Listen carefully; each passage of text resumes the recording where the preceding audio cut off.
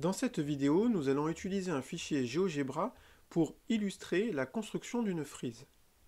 Tout d'abord, rappelons ce que l'on appelle une frise. Une frise est constituée d'un motif, la plupart du temps une figure, qui est reproduit par une même translation.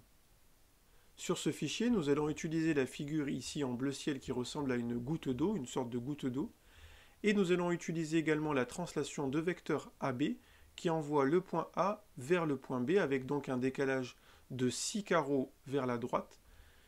Cela signifie que chaque point de la goutte d'eau initiale ici va subir un déplacement identique au déplacement du point A vers le point B, c'est-à-dire un déplacement de 6 carreaux vers la droite de manière horizontale. Pour cela, on dira que ce motif initial est ce qu'on appelle un motif de base qui nous sert de base d'origine à la construction de notre frise. Plus précisément, on va appeler motif de base le motif associé à la translation la plus courte, donc ici la translation de vecteur AB, pour répéter le motif de la frise. On obtient donc dans un premier temps une deuxième goutte d'eau suite à une première translation du motif de base par la translation de vecteur AB.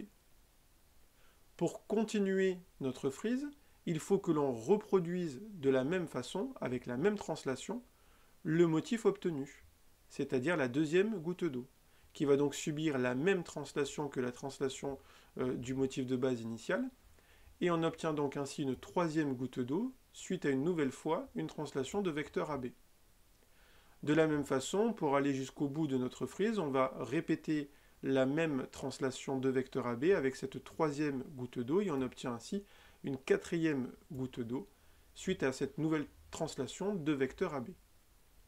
On a donc ici une frise composée de 4 motifs qui a été construite à partir d'un motif de base, la goutte d'eau, et de la translation de vecteur AB répétée à plusieurs reprises, donc ici répétée une fois, deux fois, trois fois.